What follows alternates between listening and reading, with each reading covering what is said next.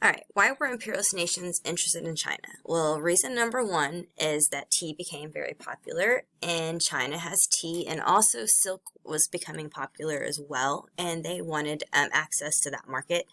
And just like India, China has a lot of people, so they look at that as more people, more money, more people to sell to, so it makes them more money. So for a long time, the Chinese they limited their trading to only one port in China. So you had to come to this port, and they did that because it was easy to tax and supervise it all, and they had a weird tribute system. And so you'll see here in this picture here, it kind of represents this tribute system that they worked on. And you see all these British people here lined up, and they have to do this weird bow thing, and they come here and they're like, oh, can we please trade with you? And then they have these little like Chinese bouncers here, and they're like, So the British are trying to expand their trade in China, and China's not having it. And so this immediately brought them into conflict. And like I said, they have a weird tribute system. And what that happened, it was a cultural thing that they would have the neighboring states would go out and bring back gifts for the emperor. And then they had to come back and, like I said, perform this weird series of bow. Here it is right here. So that's the way the Chinese has always looked at trading. And then all of a sudden the British are there, and they're like, hey, I want to trade in your country, and I would like to establish embassies. And we know what happened in India when the British came over and imperialized and basically took over all of their culture, their customs, their laws, religion. And so China is not having this. All right, so why did the Europeans want to increase trade? Well, the demand for tea increases, and they want more ports to sell the tea so they can meet the demand, and they need markets to sell their product in. And according to the reading, what misunderstanding was there between the European merchants and the Chinese government?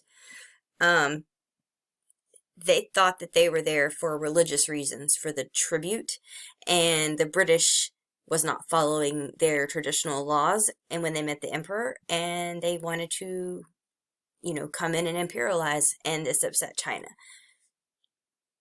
So another misunderstanding that happened, we had King George III here sends this guy Mccartney to China to convince China to open up their trading ports, and he does this by showing up in a warship with a group of 95 advisors and artillery of 50 soldiers. They also brought magnificent presents, wagons, horses, and still the Chinese was refusing to listen to the British demands. So what was the purpose of Lord Mccartney's journey to China? He wanted to open more trading ports. He brought warship and artillery. Sounds kind of like intimidation to me. And still the Chinese emperor refused to say that he says that he doesn't need to buy anything from Britain, and they have everything that they need. So because China refused to agree on the trade, Britain started smuggling in a drug called opium. And I don't know if you know anything about opium, but it is very, very addictive. So they're kind of like, oh, you don't want any of our goods? Cool. Oh, you're addicted to opium now? Oh, you want something now? Okay. So it says here that tea was so popular that the average London worker spent 5% of their total household budget on tea. So they're buying a lot of tea from China, but China's not really selling anything to them, so Britain's not really getting anything out of it. So they're like, what can we do about this? Oh, let's introduce opium. So what is opium? Like we said, it's an addictive drug, and it was valuable for the British because it opened the markets for the Chinese wanting to buy things from Britain because they were addicted to the opium. So how did the Chinese government respond to the British opium trade?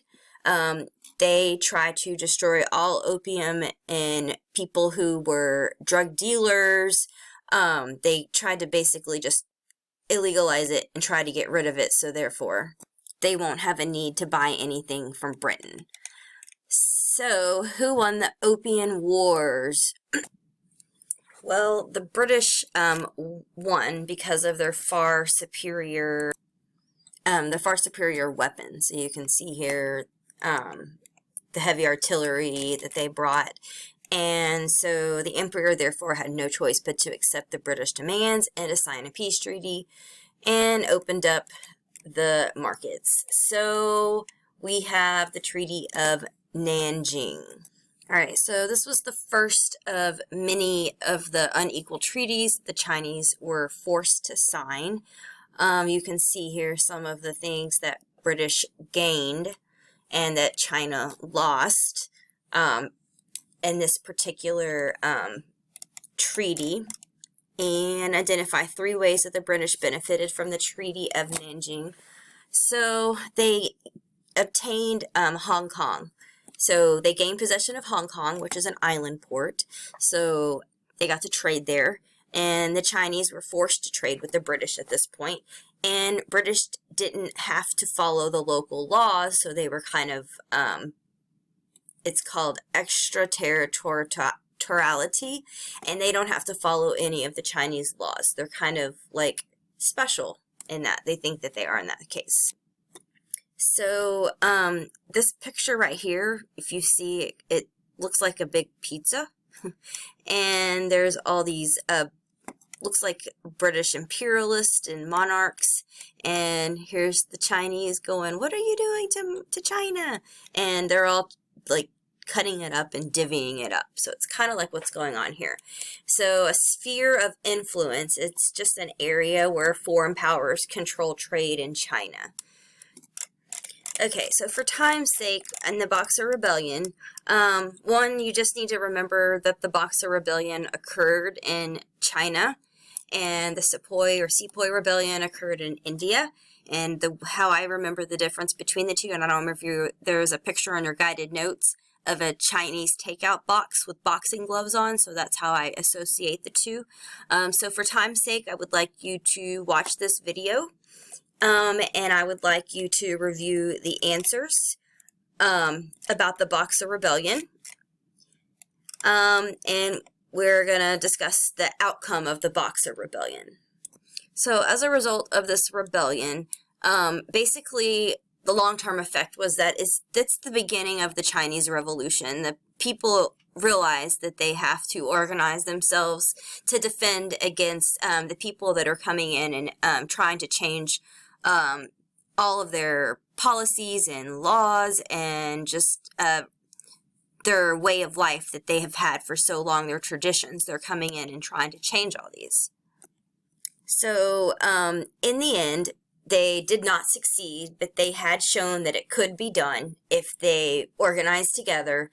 And like I said, according to Walter Lefebvre, what was a long-term effect of the Boxer Rebellion? It was the beginning of the Chinese reunion. They unify, and eventually the Chinese Communist Revolution in 1949 is when the Chinese Revolution really started to peak.